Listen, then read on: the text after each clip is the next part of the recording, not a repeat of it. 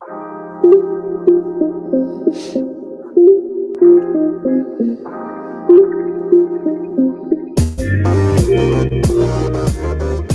to the Wolverine Digest podcast, the best spot for objective and authentic coverage of Michigan athletics. If you want open dialogue, honest opinions, and in-depth coverage of the maize and blue, this is the podcast for you.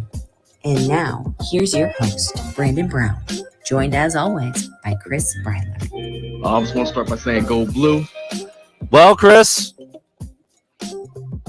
back to back. Back to back. Yes, sir. Feels good. Back Nice. to back Big Ten champs. It's not the most incredible decor I've ever had, but you've got 2022 program right here, Michigan over Purdue. Wow. You've got 2021 over here, Michigan over Iowa. As I've had to shift around a little bit over here, we talked about that before, just throwing a couple things up there. Yeah. But the game was kind of what we've really grown used to seeing. A little bit close in the first half. Michigan goes into halftime. Clearly, they're cheating now. That's the big scandal. They're doing something in that halftime. They're cheating their asses off at halftime in the locker room, and then they come out and they put it on whoever they're playing, and oh ho hum, they win by 21. It was a little bit of a, I don't know. I don't want to call it a sleepy game, but it wasn't rife with the big plays like we saw against Ohio State. There were a couple decent plays. Will Johnson did some really nice things. Donovan Edwards looked really good again. Kalel Mullings finds a couple touchdowns, unsung hero a little bit. So it was certainly a cool game. You and I were there again. I mean, we've already talked about the 2-year run we've had covering this team right now has been incredible. And today, what are we doing today, man? We're making travel plans for Arizona and the Fiesta Bowl and Michigan and TCU. And listen, it's getting expensive out there. It's getting it's awesome, but it comes with a cost. There's no doubt about it. I mean, 2 trips to the West Coast within less than 10 days. Yeah. So Skrionk, if you could give us about $2,000 more dollars, we need those donations rolling in ASAP. Really appreciate that. No, thank you, Skrionk, again for that. And I'm like 95% kidding when I'm asking for money. Listen, I did. We have, and I've seen people asking, is Rosie going to go to Phoenix? Is Rosie making the trip out west? Listen, we mapped it out. We mapped it out on the way home from Indy, and it is a 28-hour drive for in the RVs. So that just seems like. That seems like really pushing the envelope there. And then not to mention, you're probably adding 2 or, I don't know, depending on how long you want to drive, 2 to 3 days to your travel time there, 2 to 3 days on the travel time back. I mean, and then Rose in LA somewhere in there too, maybe done for the year. Yeah. I mean, we'd have to leave like tomorrow to get there on time. She's resting and rehabbing and getting ready for next season. Yeah. So anyway, obviously, it's a lot of travel. We'll talk about the Michigan TCU matchup and what that means, and likely a return trip to the West Coast for your boys, first to Arizona, then to LA. Really hope that's what we have to figure out, and we will get into that. Couple news items today, Chris, just to get us started. Obviously, the big ticket today was that Erick has entered the transfer portal. Surprising that he entered the transfer portal, but I was a little more surprised by how he handled it. You and I talked about this. There's been a lot of discussion out there on social media. His dad is getting involved on social media. I don't care. I don't hate any kid for wanting to leave, but he kind of took a little shot at Michigan on the way out, was cryptic about it. We're not really sure exactly what went on. I've heard this story. I've heard that story. I've heard blah, blah, blah, whatever, but essentially said, not everything is what it seems at a place like Michigan. That's what Erick said. I mean, that's a captain. That's a senior. It's a guy who's been there forever. Seemed to be a guy who absolutely loved and could never say enough good things about his head coach and Jim Harbaugh. And so then to throw that out on Twitter as you get ready to transfer just didn't. What do you want to call it, Cody? What do you want to call it? If it's not a shot, what do you want to call it? It absolutely is. I mean, can we just stop with the bullshit? Listen, there was another tight end that transferred today. And guess what? Guess how much was made about his transfer? Zero. Because, and granted, he's not a high-profile kid. He's not a captain on the team. But here's the thing. When you put out a statement like that and you make it public, what you do is you cause the entire social media world to speculate on what do you mean by that? Right. Who are you talking about? What is it in reference to? And you can see it on social. You got Brett Bielema out there, head coach for Illinois, retweeting Erick All's tweets for a reason. So it was a horrible look. It was a shot at Michigan. It was not needed. And there's another guy who left Michigan recently who was probably pissed off about the way things played out, and his name's Cade McNamara. And you didn't see any of that come from him. Right. And so, yes, it was a shot at Michigan. And I guess what makes it even worse is in the coming days, there are going to be players and coaches who are going to be asked specifically about Erick All's comment on social media and what did it mean? And what did he mean by this? And what did he mean by that? And it puts other people in a difficult situation. So here's my thought. If he really had an issue serious enough to where he wanted to put it out on social media, then say what the issue is. Be clear about it. And if you don't want to say what it is and you don't want to be clear about it, don't say it. Just say your thank yous, say your goodbyes, and move on. I thought it was a trash way to leave. It was cryptic. It was bullshit. That's how I view it, especially coming from a guy who's a former captain on this team. Yeah. And just didn't ever really conduct himself in that way. I mean, seemed to have a really great experience at Michigan and developed into a really good player and made some big plays. And just, I mean, he was voted captain. That's not a captain move. That's not a captain-like behavior. It's not. So, I mean, good luck to him. Like you said, he did it on purpose for a reason, because now, like you said, there's people that are going to ask about it. His teammates are going to have to answer questions about it. His coaches are going to. Other coaches in the Big Ten are retweeting it. Like, come on. It's just something that doesn't need to happen. And you said it. Yeah, Louis Hansen, I was going to get to him next. Louis Hansen also transferring, second-year guy, hasn't really ever played. No message like that. Cade McNamara. I mean, dude, that guy, if anybody had a reason to fire something off like that, it probably would be him, in terms of how it played out and just how it has to make you feel as a competitor and as a young man. But he didn't do any of that. None. Just, here's my new spot. Excited for the opportunity. Let's get after it. Yeah, and that was it. And it was much better received. And yes, Cade was a pro about it. Thank you, Malachi. That's a good way to put it. He just went about his business. Keep your mouth shut, make a move, and do some work. And Erick All chose not to do that. It seems a little bit. Here's the thing. I don't have an issue if Erick All wanted to come out and there was something sinister, nefarious that happened, or he truly felt like he was wronged by something. Yes. Right.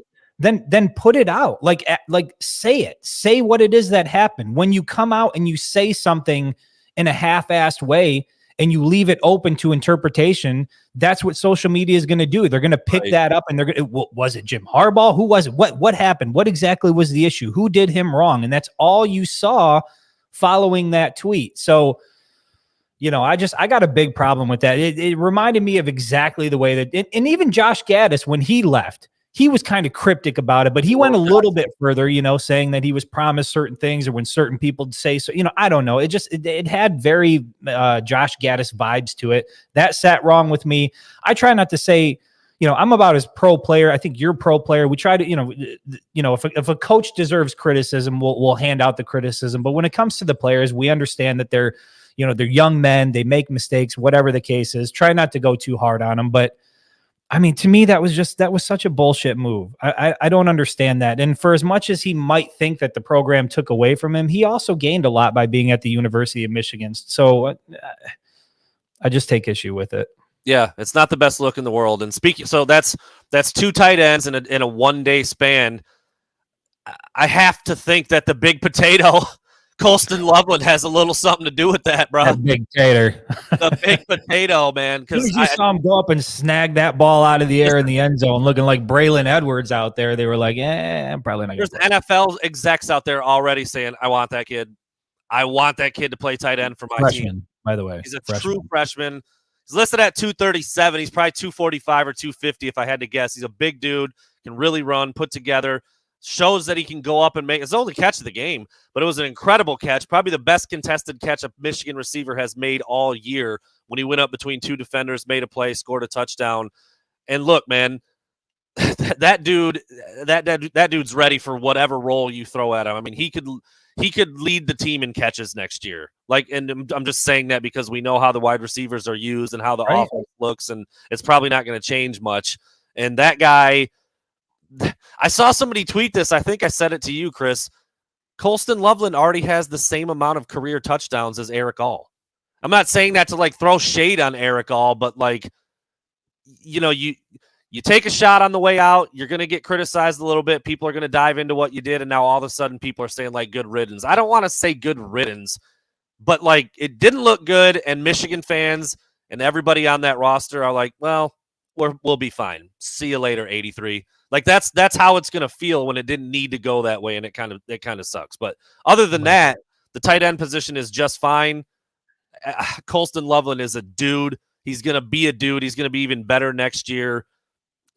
You know, Michigan's going to be just fine. I mean, you hate to break it down like this, but it warrants this kind of reaction when you get a response like Michigan just did what they did without Erick all season. So like, what's the problem? Correct. And can I just say this, because I do want to make it clear. I have absolutely no issue, whether it be a guy like Erick All, Cade McNamara, whoever it may be in the near future. If they decide to transfer and they feel that they've got a better fit somewhere else, I encourage that. If you think there's a better opportunity for you somewhere else, I am totally pro being able to transfer, go play wherever you feel the best fit is. The only issue I have is when you leave the program you're with, you put out some sort of statement like that and you leave everybody hanging and you basically make the program look like the bad guy. I take an issue with that. I mean, we cover Michigan. At the end of the day, we're both Michigan fans. We both want the program to do well. We believe in the program. And so I kind of in a way took that a bit personally. Sticks in maybe your more craw. so than I should. A little bit in your craw. Little bit in the old craw. Thank you, Blue Heart, for the donation. Appreciate it. Yeah, he says it right. Two types of people in the world. There are players and people that are better than you. One, you can prove them wrong, try to get better. Or two, woe is me, I've been slighted, wah, wah, wah. There's a lot of that these days. And it's unfortunate to see Erick All go that route. Didn't see it coming, but there it is. The other news. Are you going to touch on Mike Sainer still? Is that where we're going? Oh, I forgot about that. That one was such a good thing, and we kind of figured that was happening the way Jim Harbaugh was campaigning for it. But thank you for reminding me. Mikey Sainristil announced he will officially be back for his 5th year of eligibility. Just incredible, huge. That guy has the way that he's grown during his time at Michigan and the transition he made from offense to defense to captain to leader, the way he conducts himself. And we were talking about it on the way back from Indy. You start to go through the roster and who are the guys that are going to be back and what pieces are going to be there. And then you get the news that Mike Sainristil is coming back. And it's just, to me, it spells what I said before, continued success for a program that looks like it's finally built to reach a certain level of success year after year. I don't view this as like, wow, this was a really cool 2-year stretch, and then after that, they're going to fall off because they're losing people. They are bringing back a ton of talent. We went through the defensive line. We're talking about guys like Kenneth Grant, Mason Graham. Who am I missing here? Rayshon Benny. There's they're 8 loaded. guys. There's 8 loaded. guys in the front 4 that me and Chris were both like, dude, you got Yabi Oki, Jalen Harrell. I mean, yes. Makari Page. You've got your 4 interior guys and freshman Kenneth Grant and Mason Graham, Rayshon Benny, who's also young, and Chris Jenkins, who is not a senior. He will be back. Right. I guess he could flirt with the NFL maybe, but I don't see it. I think he probably should come back one more year. We saw how that worked with Chris Hinton. We talked about that. He needs to come back. He needs to be a dude next year, and I think he will be if he comes back.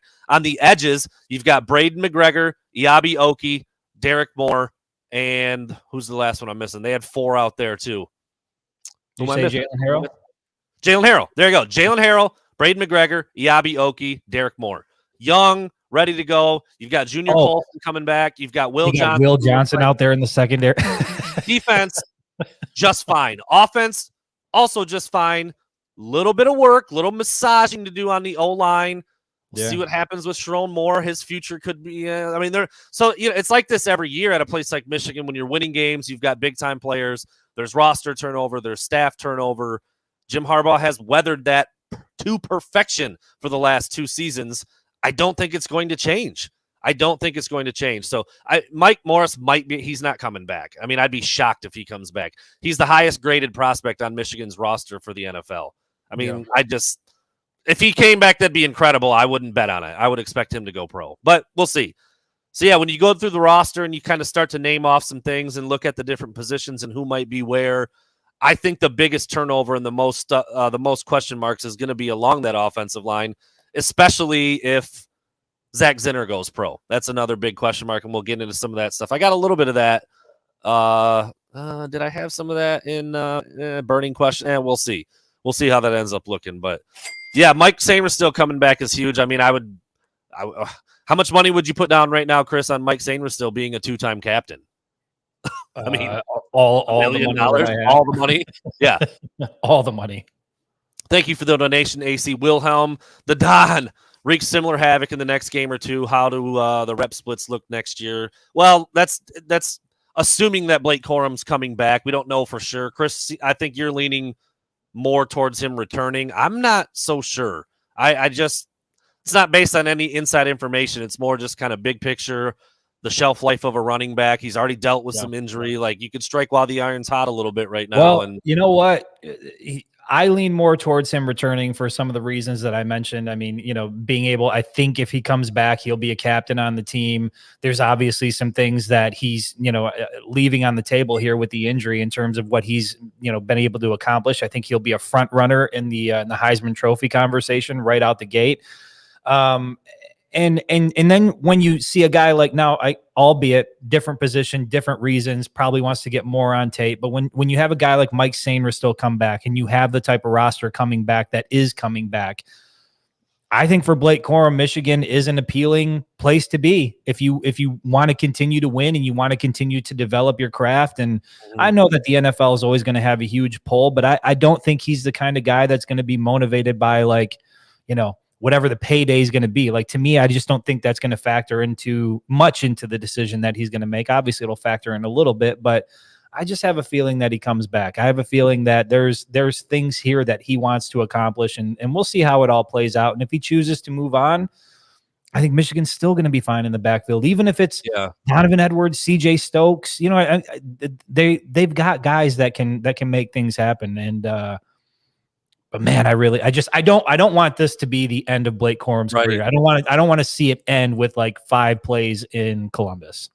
Yeah, that would be a little bit of a tough pill to swallow. And I think Donovan Edwards said it in his post game when he was up on the the podium there, or up on the stage, and he was talking about it. Like, if Blake Corum is healthy, if Blake Corum's able to play in that game, like, that dude's probably winning the Heisman the way things played out. I'm sure he would have had a big game against Ohio State. I'm sure he would have had a big game against Purdue.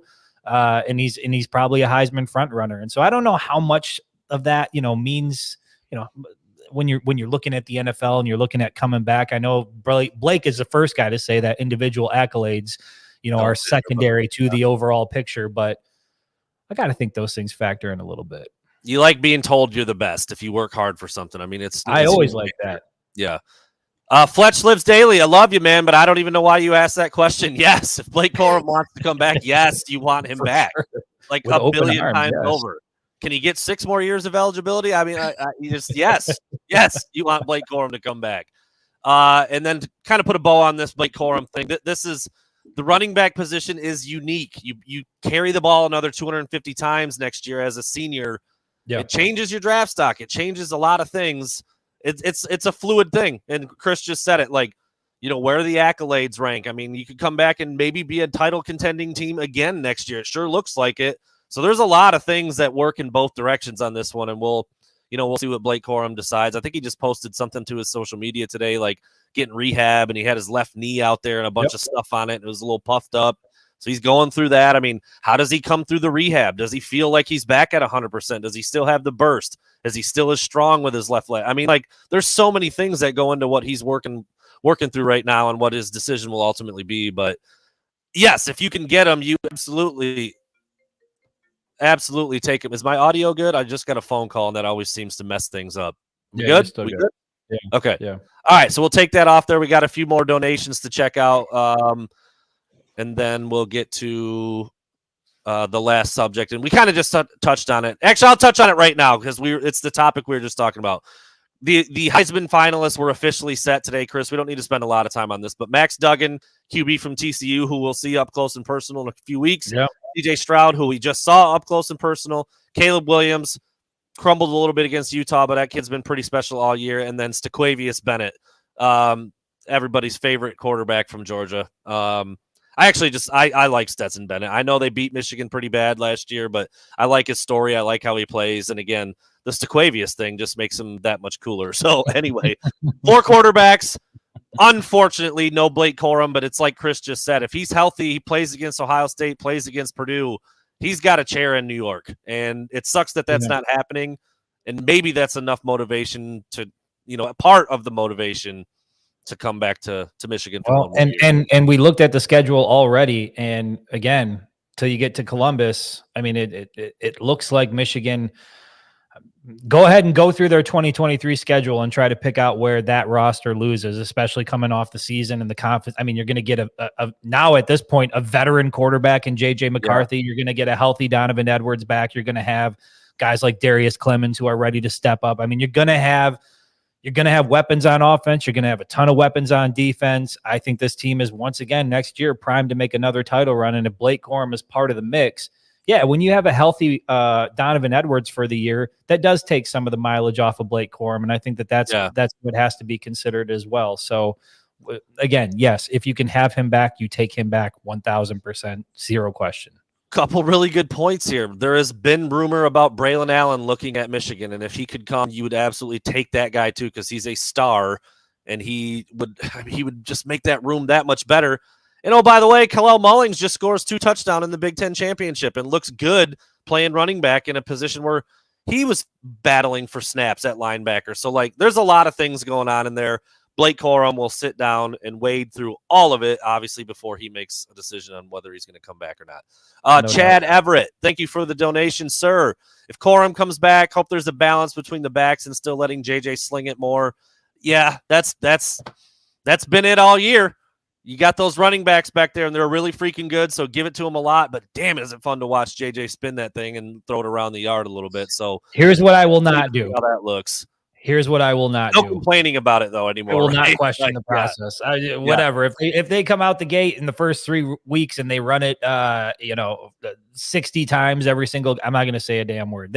Whatever they're doing, it's working, 13-0, looking like – I don't know. Do you want to call him a favorite to win the national? I mean, I think you still got to consider Georgia, right? Until somebody can knock off Georgia. But damn it, the fact that Michigan is even right there with them, and with the way they're built, not just physically, not just the athleticism, but and you've heard a lot about it this week, the mental makeup of the team, which is something that we've been talking about for a long time.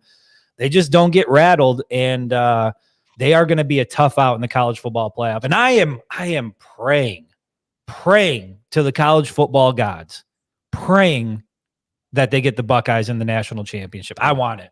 I want to see it because the only thing better than beating Ohio State once in one season is doing it twice in the same season and once for a national championship. They won't be able to say I mean, what can you say if you're a Buckeye at that point? It will break the entire state of Ohio. They might say bye-bye Ryan Day. That's maybe what they would say, honestly. I just want to see the whole state of Ohio just crumble into pieces. 45-5, hit the fucking bricks, Ryan. See you later. I mean, dude, unbelievable if that plays out that way. AJ Cooper, thank you, sir. I know he's not the same athlete as Hassan, but especially with 3 weeks to get ready for TCU. Mullings, yeah, Kalel Mullings was a nice running back in high school. There were a lot of schools that recruited him to play running back. Obviously, he came to Michigan. Dude, the kid, he's a truck, man. He is big-bodied, put together. Yeah. Got a head like a St. Bernard on him, dude. He just looks like he's ready to run through a wall, man. So you give him the ball down there by the goal line, and good. Yeah. That was after a few days of practice, he scores 2 touchdowns in the Big Ten championship. So, yeah, I wouldn't rule that out. I would not rule that out either. He might even be in the quarterback competition. Do we have another quarterback competition? Is Kalel Mullings going to enter his hat into the ring there in the offseason? I mean, that guy seems to be a compliment, by the way. Having a head like a St. Bernard, that's a good thing for a football player. I just want to be clear. Yeah, I mean, dudes, that brick shit house, whatever, whatever term. Freak. You throw freak out there. Some people are like, no, that's a good thing. Just relax. Drew Tomlin, thank you, sir. Missing the all maize uniforms. What do you think we see the chances of seeing them come back? Are you surprised we didn't see those at all this year? Yeah, I don't know. I'm a little bit surprised we didn't see the all maize, and I'm very, very surprised, given that it was teased during all the recruiting visits, that we didn't see the maize top with the blue bottom. Yeah. I don't love the maize jersey. I don't. It doesn't really have a true maize feel to it. I just don't really like it that much. I love, dude, the all blue is so slick and fast looking. That's almost become the standard. The all blue is just, I think they've worn that. Have they worn that more than they've worn the traditional this year? They've worn that in the big games for sure. Yeah. Every big matchup they've had for sure. Yeah. Every big matchup they've had, they've certainly put on the all blues and made it look pretty good, man. Pretty good. All right. Let's get a little word on, let's see, Chris. Let's go Wolverine State Brewing Company real quick. Just to let you know, decided to have a couple massacres yesterday just to take the edge off when I got home. And let me tell you, Chris, that's all you need. That is all you need. I know Chris and I had a couple libations in Indianapolis after the game. Fine establishment there in Indy.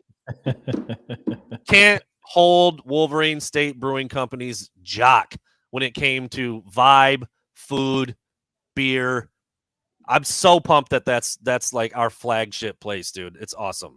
I really enjoy going there every single time I go there. I have a good time, and I say it every time we talk about them, but the people, the group that they have there, the crew, they just make it feel like home, and it's always an enjoyable experience. And then when you add in the good beer and the good food, it's hard to find a better little spot. And I mean, if you're not trying to be right downtown Ann Arbor, if you want to find on-site parking, on-site parking, nice little spot, kind of tucked away there. And then during the summer, they've got the outdoor seating there. Yeah. It's a real cool little spot. Very, very cool. Fletch, the massacre is I might get it wrong in describing it, but I believe it's a bourbon barrel aged beer.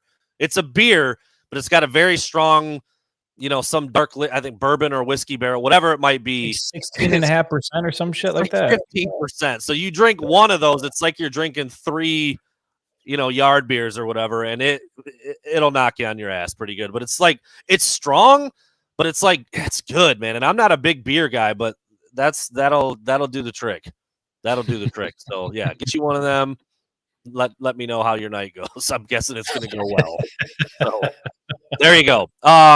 All right, let's take a look at some of these predictions. That way we can dive just a little deeper into the game against Purdue, and we'll kind of close the show with looking ahead a little bit, talking about some big picture stuff, and moving into the month of December here as we get ready for TCU out in Arizona. All right, I didn't write them down anywhere, Chris. What was your score prediction? Do you remember what it was? It was 50-something. I think it was 50. Hold on a second. Let me see here. I got it. So the final score was 43-22. 52-13. Chris said 52-13. I said 45-17. We were in the ballpark. Michigan Iowa again. Purdue was a little bit better on offense than I thought they would be. At least they had a little more success. Charlie Jones, dude. I mean, he had several Michigan wide receivers entire seasons in about a quarter of play. Dude was just open all night. But I think Michigan was fine. They conceded lots of catches and yards to him. They didn't get in the end zone very much. And, at the end of the day, Michigan wins by 3 touchdowns.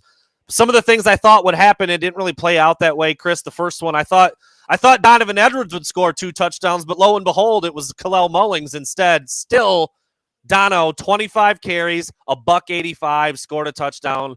He was incredible again.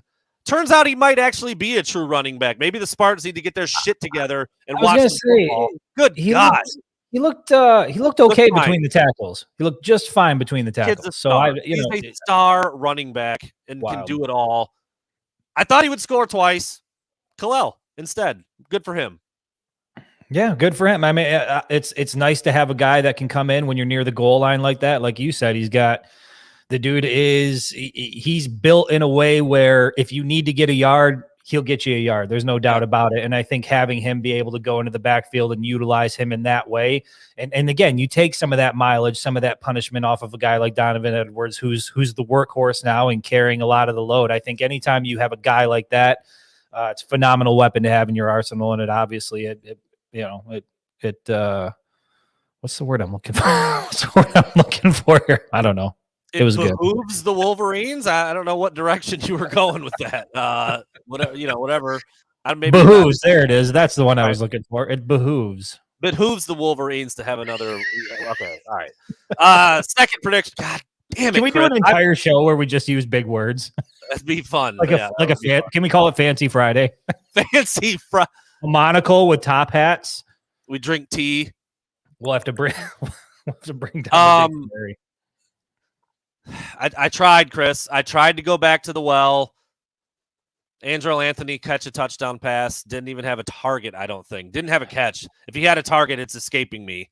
But he did not have a catch in the game, and I think we just liked Andrel for the wrong reasons because he finished the 13-game season with 7 catches.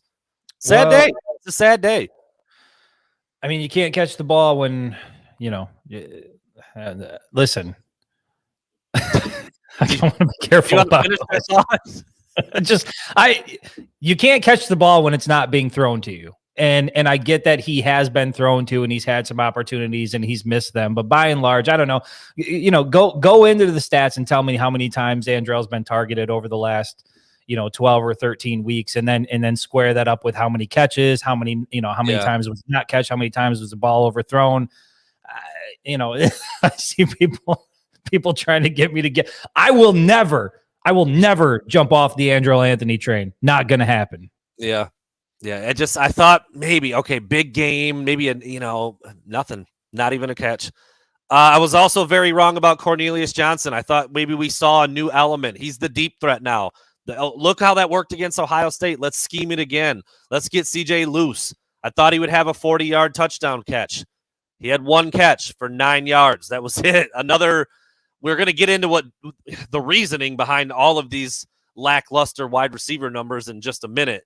But Cornelius, I thought maybe he'd get loose for a deep ball again, and it didn't happen. Yeah, I mean, again, I was out on a limb with that one, but still, we get him loose, man. Let him run. Let these guys run. Well, and again, and then you look up at the scoreboard at the end of it, and Michigan wins, and it's dominant, and it's like, who the hell cares what it looks like at this point? I mean, it's the same thing we've talked about all year. There's certain things you'd like to see happen, certain things that you think should happen, but at the end of the day, 13-0 and pretty much dominating every single opponent you play, including Ohio State. And a favorite to win the semifinal. What are they a favorite? Is it what's the spread TCU? Against TCU? 9.5. 9.5. So pretty heavy favorite there in the semifinal game, looking like they're going to be in the national championship game. I can't complain about it. It doesn't necessarily look the way I always want it to look, but at the end of the day, it looks real good. 13-0 looks real good. Making plans for the college football playoff. That's real good. So is what it is. So to kind of put a bow on some of these, I thought Andrew would have a touchdown. He didn't. I thought Cornelius would be pretty involved. He wasn't. JJ McCarthy, I thought he'd throw for 250. No, not even. Dude, he went 11 for 17. 11 for 17. 161 yards. Did have the 3 touchdowns. He made 4 or 5, put him on the NFL real throws now. Seeds, dimes, darts, got a hose, whatever you want to say. All true. He's got a hose, dude. All true about JJ McCarthy. Did have the 1 bad interception. Missed Donovan Edwards up the middle, tried to force it to Ronnie Bell. I don't think Ronnie Bell was looking or didn't think he was going to bring it to him, and it hit the defender right between the numbers. Easy interception. But other than that, he was pretty efficient, pretty good, got 3 scores through the air, didn't even get close to 250 yards. Yeah, well, again, it rarely – here's what I'll say about Michigan. It rarely looks the way you think it's going to look or even the way you hope it might look. They just find ways to get the damn job done. And again, I can't question it. But I will say this. One of my predictions was a pick 6 from Will Johnson. Now, we didn't get a pick 6 from Will Johnson, but we did get 2 interceptions from Will Johnson. And so I'm going to call that as a win. I'm going to take that as listen, 2 interceptions are just as good as a pick 6 in my mind. I'm calling that a win. It's a victory. Strongly disagree with that, but it was a great game. It was a great game. We can say that. I don't think you have the authority to be out here to take cash wins when they're not wins. Listen, I've got all the authority, and I'll tell you this: that kid, my goodness. I mean, he's a true freshman and looks like a grown-ass man out there. I mean, the way he plays defense, the way he tackles, how physical he is. I mean, he is the real deal, and I'm so excited to watch him develop throughout his career. Yeah, this is Chris Browler. Can I talk to somebody at support with FanDuel? I'd like. No, this is a win. This is a win. You see, this is why I don't. 77. That's a win. This is why I don't gamble, because I'd be having those conversations. Now, hold up a minute. You're taking my money after he got you need two. To tell me. Discussions will be had. Is that not? That's the Breiler family line. Discussions will be had. Serious discussions will be had. There you go. And last but not least, the only damn thing I got right in this whole game of predictions was that Michigan would win by at least 17 points in the second half. And they did 29-9 in the second half. We got to find out what's going on in that locker room. We got to get somebody in there. We got to get a hidden camera somewhere in the locker room. We got to find out what they're doing. Something fishy's going on in there, right? Has to be. Jim Harbaugh just can't be that good at his job, can he? I don't know. Starting to look like it. All right, we've got a Mediascapes ad coming up. Should we go exit 19? Oh my God, I'm getting PTSD. Please pull it down. Nah, we'll go with the regular one. Rich, hey. Hey, this is Rich from Mediascapes located in Burton. Let me fill you in a little bit about our business. We are a full-service sign and graphic company, from banners, yard signs, to vehicle wraps. When it comes to marketing your business, we also provide video and photography services, as well as apparel and promotional items. If it's something that will make your business or organization stand out, we do it. And I guarantee we do it well. We are Mediascapes on Dorrit Highway, south of Bristol Road, just before Rock Bottom. Check out our work at Mediascapes.com. That's Mediascapes with a K.com. As always, Mediascapes with a K. There's the number, the location, the tagline. Said it all year long, man. They were a big part of what we did this year. Rich and the crew over at Mediascapes could not be happier with everything that they. I mean, if it had stopped just right here, Chris, we'd still be happy and ecstatic and thrilled with everything that they were about. But it went so far and above and beyond that. So big shout out to Rich over there. Chris, can you hear me? Yeah, I got you. Oh, I was like, wait, did we lose Chris? So you actually brought this up to me, and I think it was Dan. I think it was the old buddy Dan from NL right there. Where did you see the whole halftime scandal? I didn't see that either. You brought it to my attention. Where did that come from? Let me see. Hold on. Just chat. Maybe give these folks a little bit of a background as to what we're talking about here, just so that it's right. Not okay, so everybody knows that Michigan has been it's been like a different team. After halftime, Michigan comes out and just wins. I mean, what was it, 103-3 or something at one point? I mean, teams literally were not scoring in the second half, and Michigan was putting up 20+ every single week. And so now, apparently, I don't know if it was some slap, a fan from another school, somebody who actually matters, any dink with an opinion. I don't know. I can't find. I usually screenshot these things. I think it's a gentleman who covers Michigan State athletics. Okay. I'm not sure in what capacity. So the idea has been floated that Michigan is doing something nefarious, and that's why they've been able to. Something's happening at halftime that's allowing Michigan to come out and be as dominant as they are. Okay, Erick May is saying that it was on 11 Warriors, which is I saw it somewhere out there, and I saw people retweeting it, and I was like, "That's what we're going with now. That's that's the latest conspiracy theory. That somehow, some way, when Michigan goes into the locker room, there's something happening in there that's giving them an unfair advantage." And I don't know, man. It's exhausting. It's exhausting keeping up with all the bullshit throughout the week. It really is. I mean, you go back last week and the Mozzie thing and the conspiracy theories that were floating out there about that, and how even the law is against the folks over at Michigan State, and now you got those same people claiming that Michigan's doing something during the half that's giving them an unfair advantage. It's hard to keep up with. Maybe that's what it is. Sean Patrick. Okay, that's what it is. That's what they're struggling to understand, is it's good coaching, and they're just not familiar with that in East Lansing. It's like a foreign concept to them. When you're paying $95 million to not even make a bowl game, I think they're just like, what? How can you be that good? Like, good coaching isn't even something that dawns on them. Okay, so Justin Spiro is a Michigan State person. He covers them in some capacity.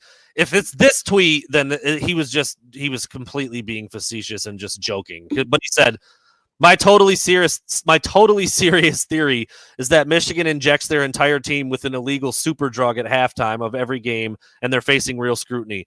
I'm just asking questions. Are we positive they aren't getting help from alien overlords at halftime? So obviously it wasn't that.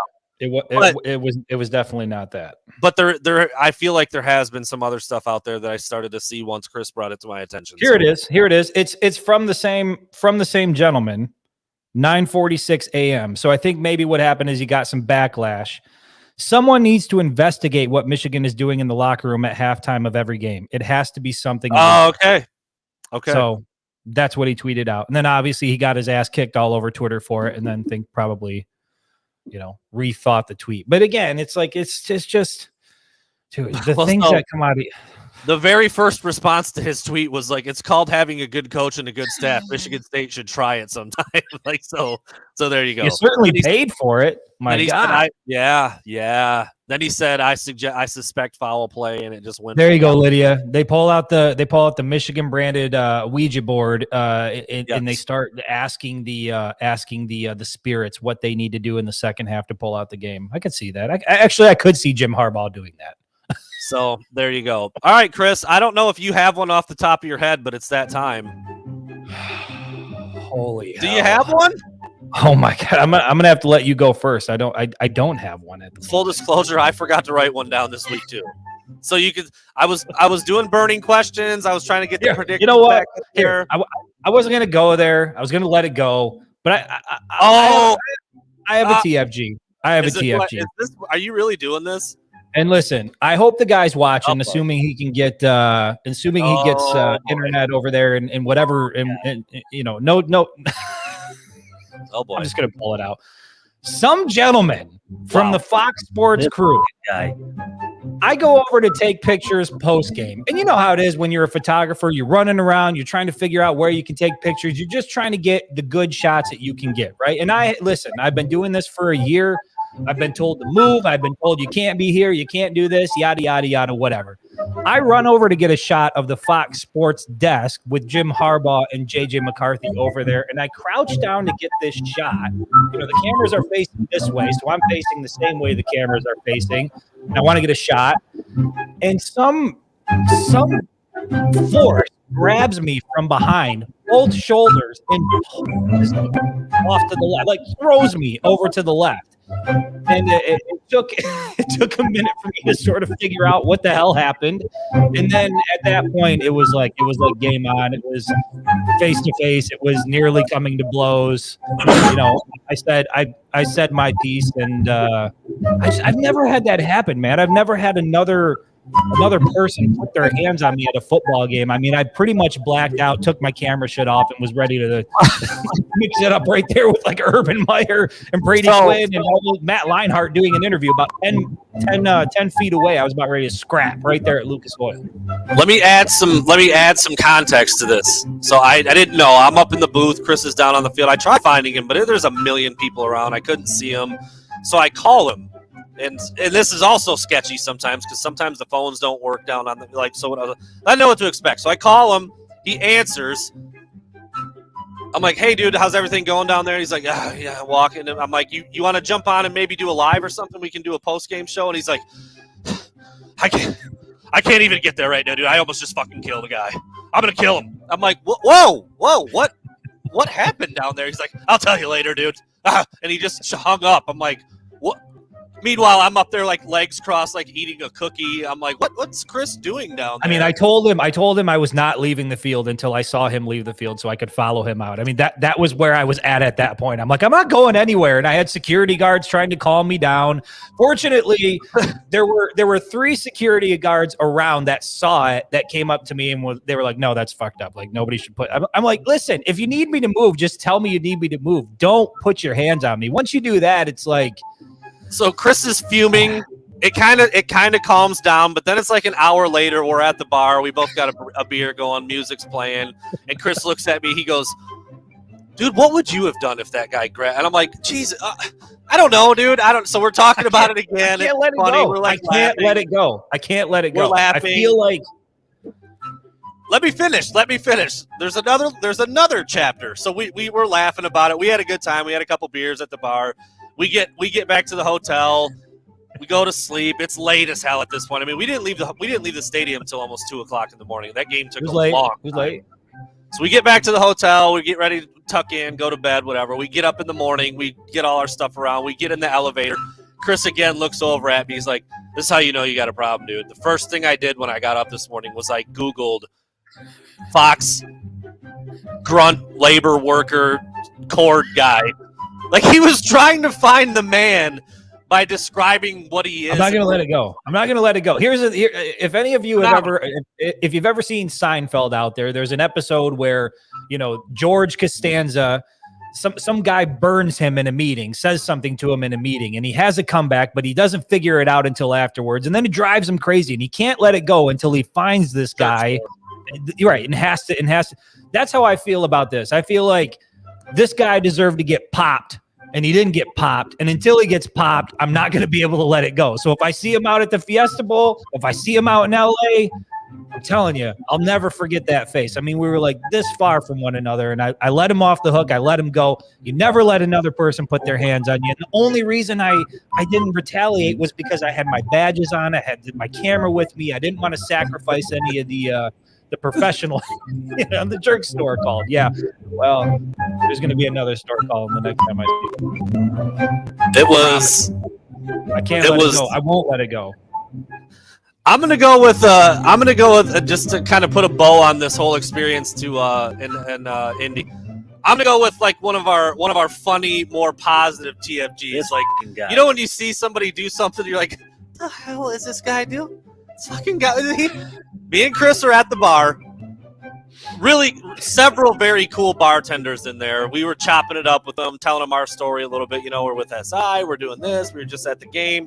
They're telling us all the years, going back to when the Big Ten championship was there and how crazy. Because this one was pretty low key. Chris and I were pretty surprised by how subdued it was outside. There wasn't like a big street party like there was. Didn't feel like a party this time. Yeah, it was different. So we talking to him about this and that, whatever. This one dude that ended up being one of the cooler guys we chopped it up with all night. He had a big beard. He had long hair. It was pulled up in a bun. He was a cool dude. He was funny. He was doing, talking to us all night about all these different things. At one point, he walked away and he was doing something at the computer. And Chris and I think Chris, because I was leaning this way towards Chris, and Chris was looking this way, and he was in Chris's peripheral. And he's like, "Did you see what that guy just did?" And I'm like, "What?" I'm like, "That bartender, he's hilarious." The dude put chapstick on. Didn't he also put the chapstick on in a little bit of like a funny way? I feel like he said that.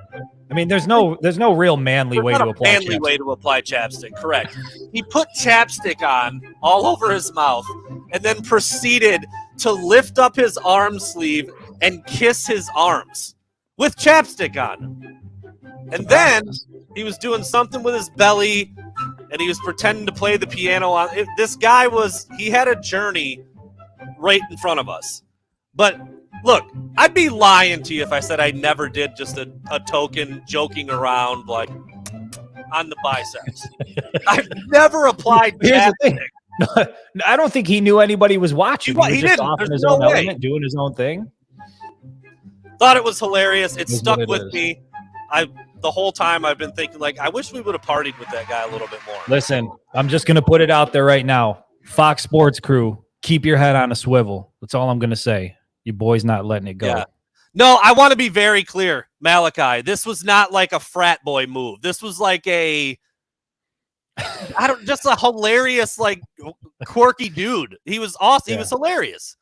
Yeah. I enjoyed talking to that dude, and I found it very entertaining that he was, yes, dude, your mom is dead dead on. The Rottweiler was loose again.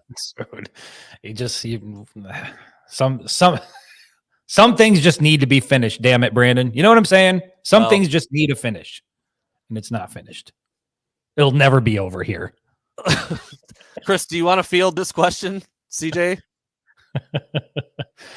Yeah. I mean, not that there's certainly not anything wrong with that. I did think that we were there. I did think that was the type of bar that we were in when we first walked in, just based on what was going on. But I think it was just there were a lot of people. It was here's the thing. It was a pizza place, and that's why we originally went there, because we thought we were going to be able to get pizza. But the game didn't get over until so late that by the time we got in, they stopped making food at 2 a.m. So we just sat there and drank instead. But the vibe in there, I mean, they were playing Drake, they were playing Lil Baby, there were Michigan fans, there were like people from Indianapolis. I mean, it was just a real good group and mix of people. The bartenders were great. The vibe was on point. I really enjoyed it. But yes, homeless ironically, guy with a tab. It was a glorious night. Homeless guy came in and had Brandon buy him a drink, buy him a Coke, charged his speaker while he was in there. And the main entrance was in, like, you had to drive through an alley to get into the place. So it was a little bit nefarious, but man, it was fantastic. Enjoy. Guy comes up, homeless dude comes up, orders the Coke, and then hands me the receipt and is like, "You help me out with this." I'm like, "You just ordered it. Like, well, what else are you gonna do? Like, whatever." You're a good guy, Brandon. Bought the guy a Coke. He was fine. He got out of there. He had a good night. Should we talk about that, Brandon? Should we talk about? Listen, we went there to go get food. Should we talk about what you did in the press box a little bit before we left? I'd rather not. Because you're developing a little bit of a reputation of, the Subway wrapper, some of the other things, and then what you told me you did in that press box towards the end. Well, okay, so they brought pizza up at halftime in the press box. I didn't eat any at that time because I wasn't hungry, and we were, the game had plenty before the pregame. It was fine. But then at the end of the game, I was hungry, and I went up there, and the pizza was pretty much gone. So they had normal round pizzas, and they cut them into like little squares. Like the squares were small, like little, so you could grab a bunch of them, and it stretched a lot, when people were going out there and getting their plates filled up or whatever. But by the time I got up there at the end of the game, all that was left was like the nasty, like dingy crust all the way around. Of course, all the good pieces basically flavored cardboard. Yes. All the good pieces in the middle with cheese and pepperoni on them were gone. No. This was no company. This was a store-bought item. We're starting on the ground floor already. This was not a high-priced Totino's. This was not a gourmet pie. Microwaved. They banged them out in like one of those tall, like kitchen, like warm up a bunch of shit at one time. That's how they brought them out there. But desperate times for desperate measures. So I grabbed 4 or 5 of the little crust, and I started eating one, ate it, started eating the second one, and I was really questioning like my life at that moment. I was like, what? Why am I eating this? This is awful. I don't want to eat it. We got out there and my stomach started hurting. I told Chris, that's when I think I told Chris the story, because I was like, bro, my stomach is not. Maybe that's how you got sick. Maybe. Yeah, I'm battling through it a little bit. I wasn't going to bring it up in case I had a bad show, unless I had a bad show, but I think this one's been just fine. So anyway, it was an event. Whenever Chris and I are on the road, it seems to be an event. Yeah, there's always something that goes down. That's what it was. All right. Chris, last but not least, when it comes to our sponsors, the guys over at the Army National Guard in Grand Ledge. Yes, sure. What do you got to say? I mean, we're coming down the home stretch here with our sponsors, unless we re-up and do some different things with them. So I don't know how many more times we're going to talk about them, but these guys have been awesome all year as well.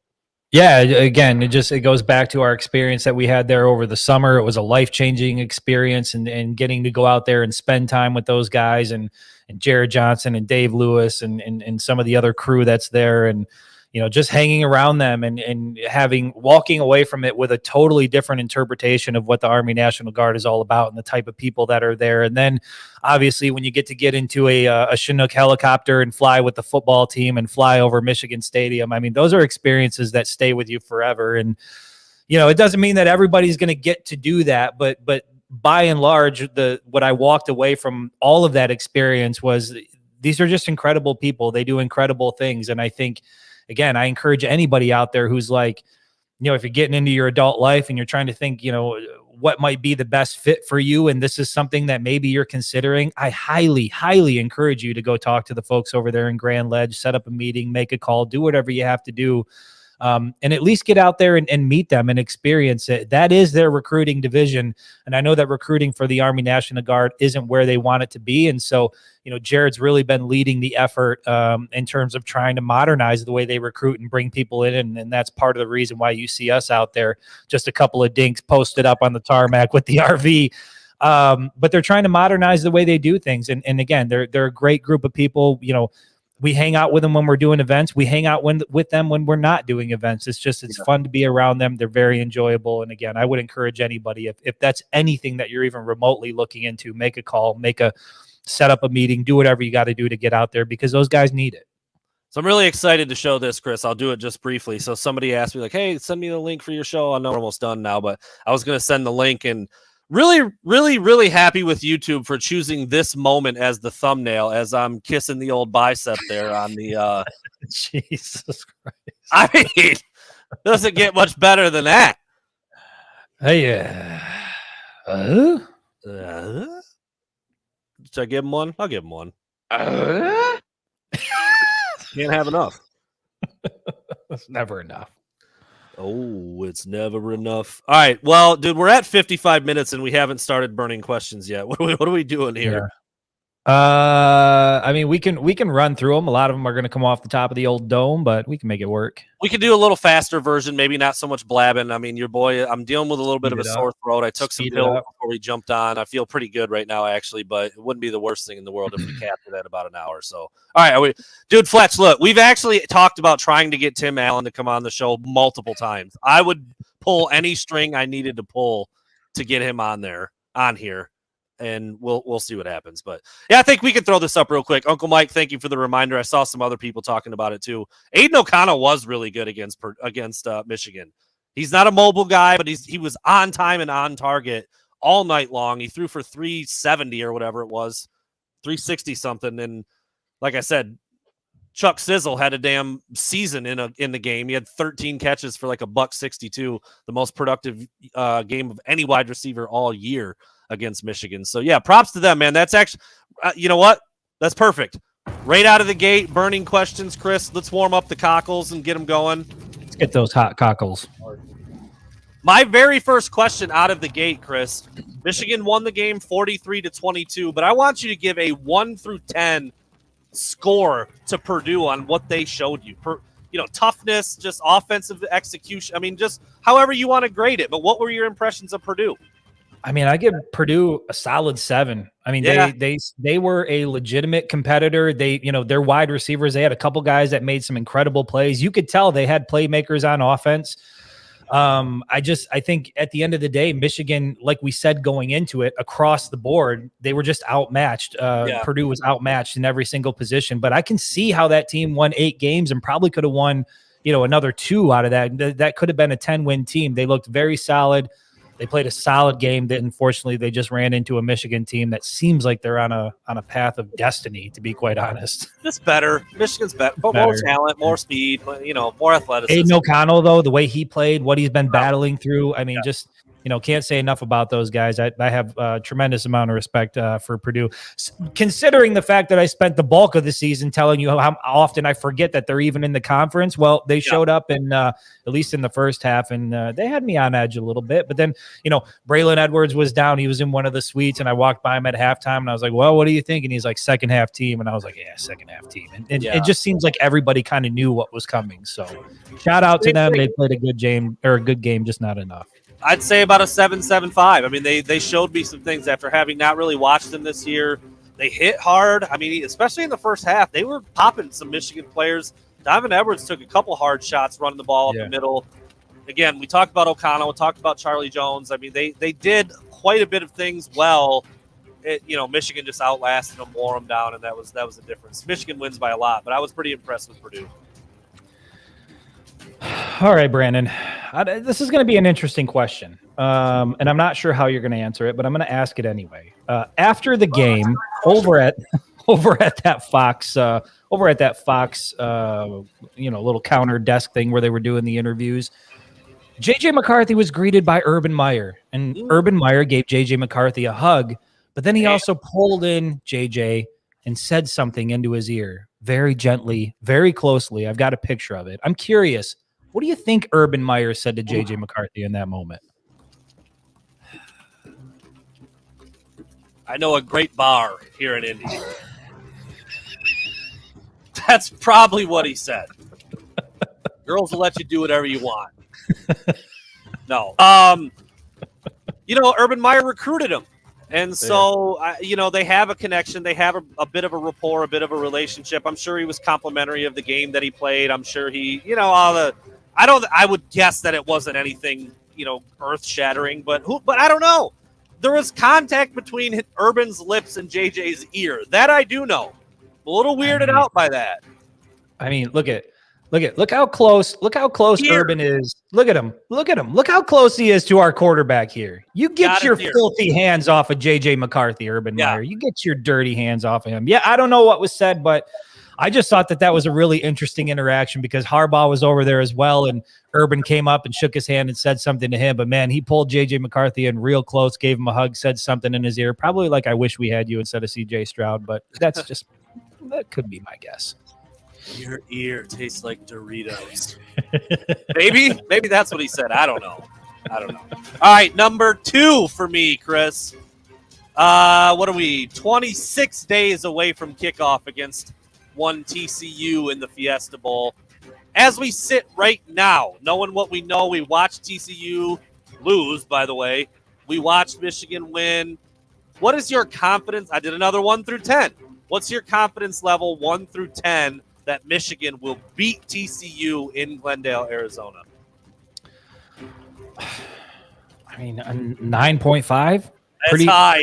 Pretty high. I know that TCU presents a bit of a different challenge than what Michigan is used to. Probably going to run, a bit of a high tempo offense, which is shown to give Michigan fits, at least in the first half. I think Maryland was doing that.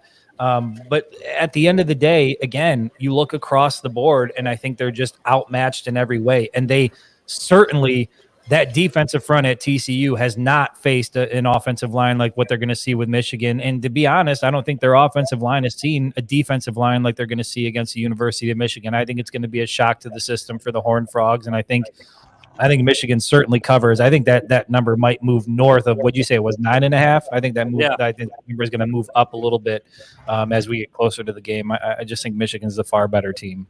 I don't think TCU is like butter soft or anything. I don't. No, not at all. They proved that against Kansas State. I just don't think they felt it. I don't think they felt it like Michigan's going to make them feel it when it comes to the defensive pressure, when it comes to the O-line, when it comes to the running game. I just think I'm with you. I'm at like a 9. Like, I don't feel that worried about Michigan not being able to handle business in that game. I just don't. I think it's a bad matchup for TCU. I think Michigan's poised and ready to keep it moving and play for a national title, which is incredible. All right, so let's talk about that. Let's talk about TCU a little bit. Obviously, we've talked about how good Michigan is on both sides of the ball, some of the things they do really well. At this point, after what you've seen, after 13 games, what is your biggest concern heading into the Fiesta Bowl? What is your biggest concern, whether it's offense, defense? What's your biggest concern with the Michigan Wolverines right now? It's a hard question to answer. They haven't really done anything because the answer would have always been, can they make some big plays if they really need it in a game? Yeah, they can. They did it against Ohio State. They had 4 plays of more than 60 yards in that game. So I guess I would say that, if they still need to, all right, if they somehow manage to find themselves down by a couple of scores, then are they built in a way to climb out of a hole and jump back in front? Because they would much rather get a little bit of a lead that becomes a slight, Michigan gets up by 9, it's a wrap. I feel like they get to that 2-possession mark and it's over for the other team because the defense is going to bend, not break. They're going to bow up. They're going to create a turnover here or there, and they're going to run the ball, and it's going to be over with. So I would still say if somehow they manage to get down 2 scores to a team, do they quite have what it takes to jump back out in front? I think they actually do. But that's the closest thing I can get to for a concern. Yeah, I would say, and I cut out a little bit there, so I'm not sure if that's exactly what you said, but to me, it's just the offense in the first half and how many points they put up, and you certainly don't want to find yourself in a hole early. We know in the second half Michigan can be dominant, but again, when you're playing from behind, if TCU gets out to a fast lead, they've shown that they can score points. Obviously, their quarterback is an absolute animal. He can do it through the air. He can do it with his legs. He's got this is very cliche, but literally the heart of a champion. I think they said he had heart surgery prior to the season, like 9 days or so. Yeah, 4 weeks or something like that before the season. And he just looks like an absolute killer out there. And so if Michigan can hang with them in the first half, not let TCU go off, then I think it's a wrap. You're right. Once Michigan gets that 9-point lead, 10-point lead, and then you head into the second half with that, it's over. Yeah. And he's redheaded, so you know he doesn't have a soul. He don't give a shit, dude. He'll go out there and kill everyone. You know how redheads are. They're crazy, dude. I can say it because I got him in my family. It's fine. I don't need any hate from the redheaded community. Okay. Number 3 for me, you know Chris, they stick together. Number 3 for me, you just kind of feel like it's coming because Michigan's been really good, and it happens every year. The turnover with the staff, like it's just part of the game when you have a successful season and you've got coaches who are qualified. Jim Harbaugh himself saying like certain guys on his staff are ready for the next thing. I mean, like that's the guy currently employing them saying it. Yep. Chris, which coach can Michigan afford to lose the least? Like if you could put like a block, keeping this guy, get away. Hands down, Jesse Minter. Wow. Got to keep you can't lose your defensive coordinator. You know, you lose Mike McDonald after 1 year, and then you can't lose another defensive coordinator after a single year. I think you've got to have some stability at that position. You got to keep him around for at least another year. He's proven when Jesse Minter's name was floated out, I was like, who the hell is Jesse Minter and what is this all about? And it turns out not only is he as good as Mike McDonald, but he might even be a little bit better. And I'm sure there's going to be people that are going to look to hire him away from the University of Michigan. I just think Jesse Minter needs to stay in Ann Arbor.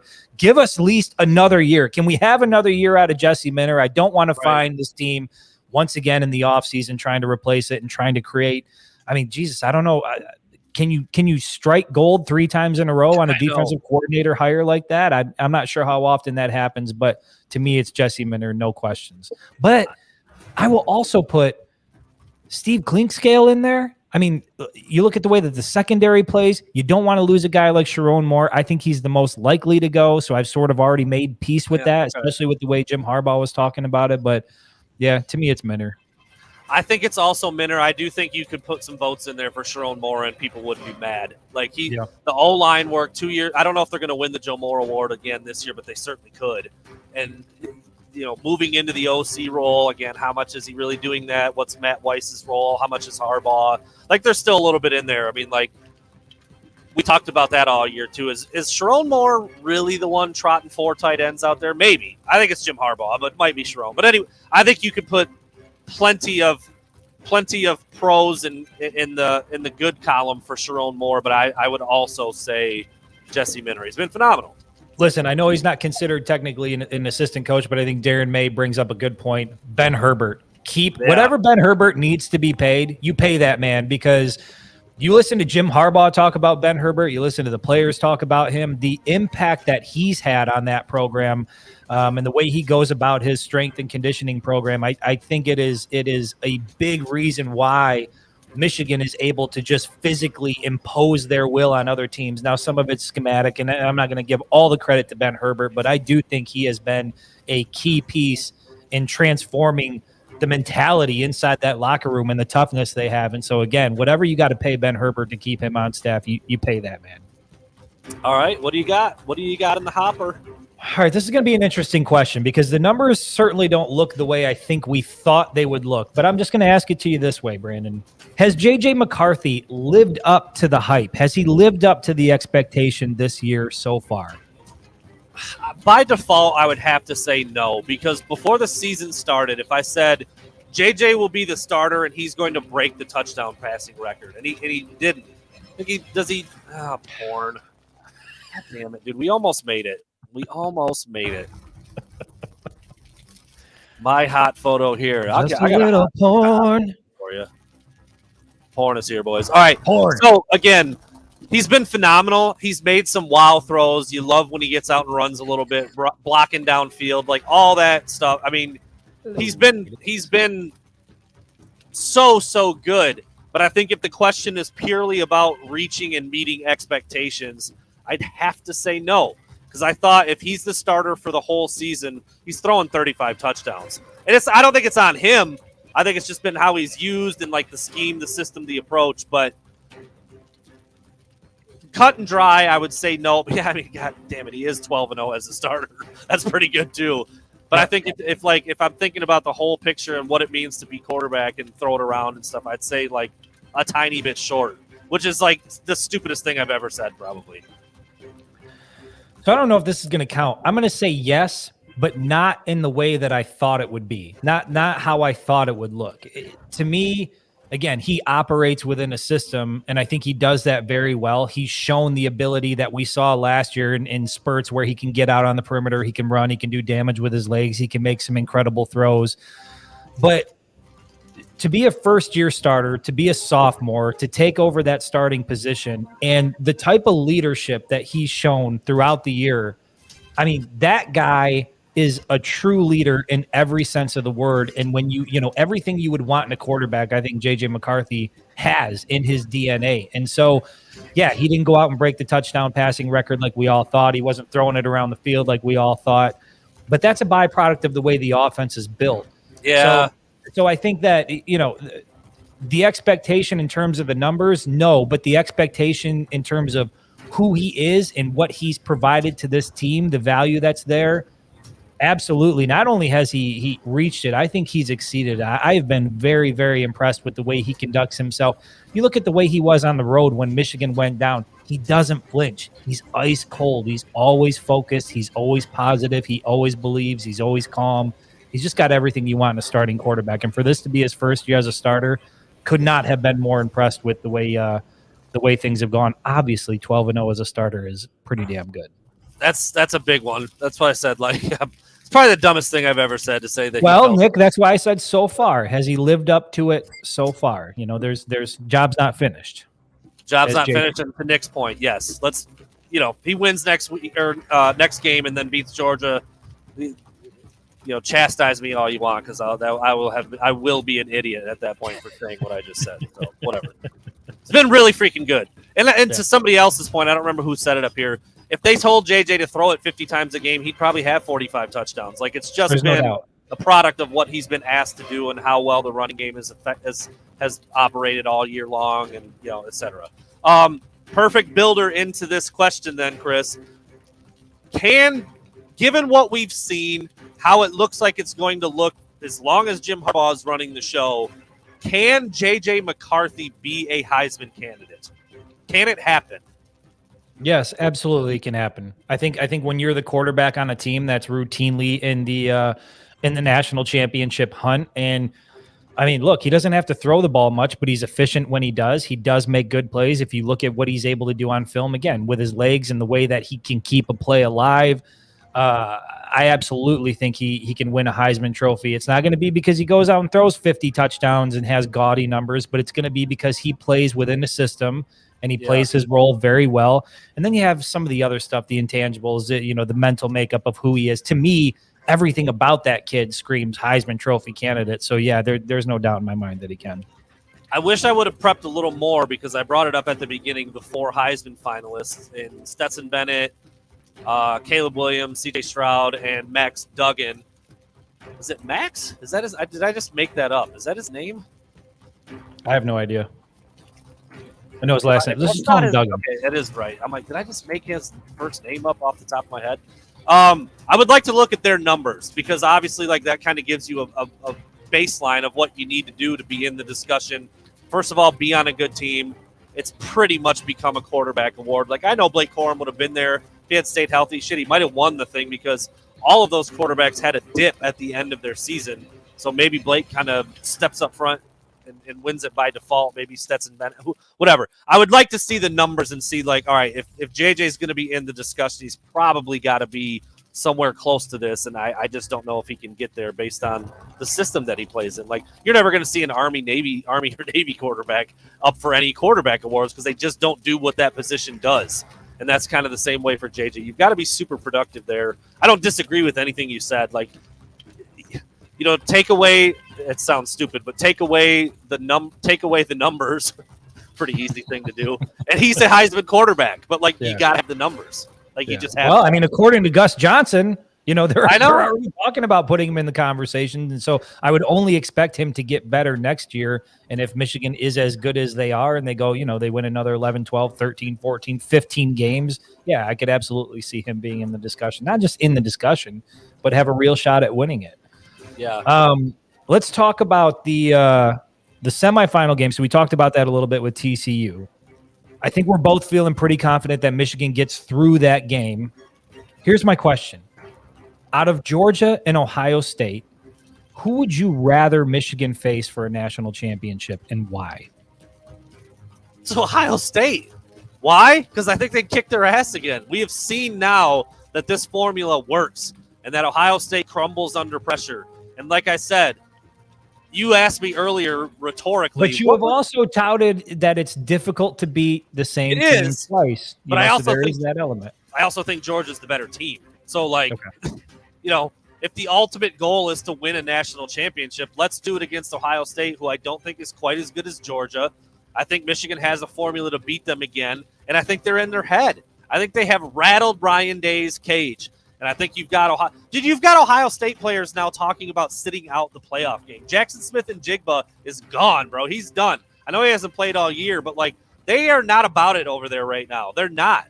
They backed their way into the playoff. They don't deserve to be there. They know that. They know that one of the teams in the playoffs just kicked their ass by damn near 30 on their home field. They are not about it right now. And now there's talk about C.J. Stroud potentially sitting out, even though he's a Heisman finalist and the starting quarterback for a playoff team. Give me Ohio State all day long to effectively maybe end Ryan Day's career and put a damn crater in the state of Ohio that might last for several seasons. Yeah, and that's where I'm at. Is that a good enough answer? Yeah, and I think that's pretty much what I said earlier in the show. I want to see the state of Ohio Columbus again, or the state of Ohio crumble. Well, Columbus, same thing. But again, all your points are valid. I think that Michigan is confident against them. I know that the talk on social media is that they want to see the Wolverines again. I really don't think they want that. I don't think they believe that they can beat Michigan. And to be quite honest, when it comes down to Georgia, sure, it would be nice to get revenge on what happened last year and be able to face them. But how many more opportunities in our lifetime are we possibly going to get to see the Michigan Wolverines and the Ohio State Buckeyes play for a national championship?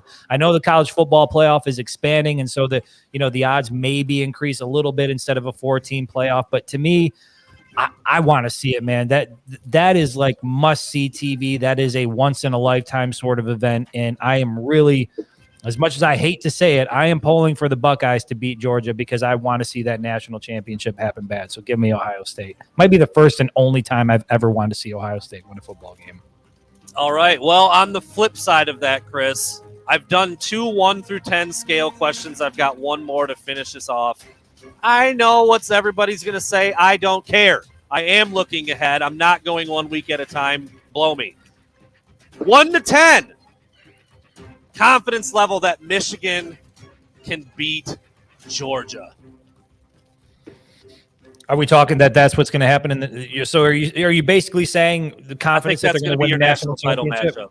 Okay, so then we'll combine your last question with mine because that's the question. Is this the year that it happens? So we'll put a 1 through 10 on this, and we'll combine the two questions. 7.5. Wow. Borderline 8. I think Michigan is built different. I think Michigan, the way that they play, there's no real rhyme or reason for it. They win however they need to win. Mentally tough, probably the most mentally tough team in the college football playoff. And, I know that Georgia's confident, but look at the confidence that's oozing out of Ann Arbor right now. Those guys truly believe they can do it. And I think if there's any year that they can do it, this is the year. They've got all the pieces in place in order to do it. I haven't really watched a lot of Georgia play. I know that they're good, but I'll take Michigan 7.5. I think these guys are on a path of destiny to win a natty this year. I'm going 5.5. Ye of little faith. I really think it's about as close of a toss-up can be between two teams, Georgia and Michigan this year right now. But all the same things, I picked Michigan to beat Georgia last year, and that was incredibly wrong. I know they're not that same team, but they're still really good.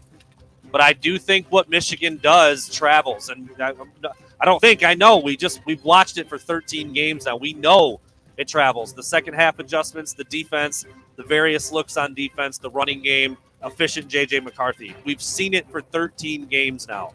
It's not going away.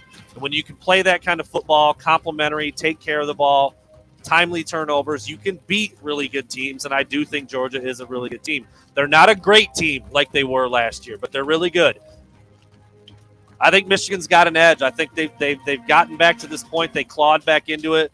They'll have some revenge on their mind.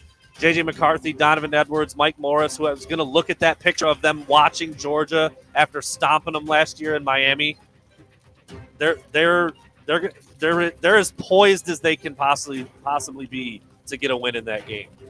It was JJ said it before the Ohio State game. It feels like the stars are aligning, and it Yes, just it feels does, like that dude. for It Michigan. does. When you watch the way they play and you watch the way they dominate the second half, it feels like that, man. It feels like a special. I mean, it's already been a special season on deck. 13 wins for the first time in program history. They've already made history, and I don't think they're done yet. I think Michigan will be in the national championship game, and if they get in front of whether it's Ohio State and they get another crack at the Buckeyes, or if they have to face Georgia and it's a revenge from the semifinal game last year where, again, you have that picture of the guys standing out there and watching the Bulldogs celebrate. I mean, Michigan has every incentive to take this opportunity and do something with it, and they've got something special going on in that locker room. I'm very confident they're getting it done this year. Which, I mean, Michigan winning a national championship this year, based on where we were in 2020, wow, it's just been an incredible 2-year stretch for this program. No doubt about it. There was one more donation. That's going to $1.21. I know, dude. It never fails. Wow. There we go, Nick. Thank you for that donation. As we get ready to head on out of here, an hour and 22 minutes in.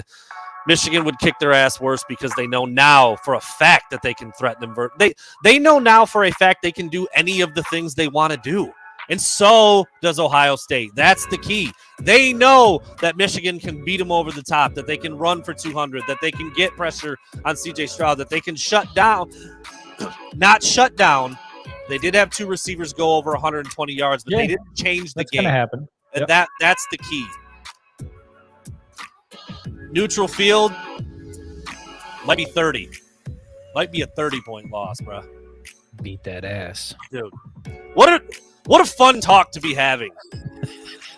Playoff. Like the type of stuff you talk about when you're playing a video game or something. It's like it's like this close to being reality. Michigan, Ohio State for a national championship. I am again praying we get that.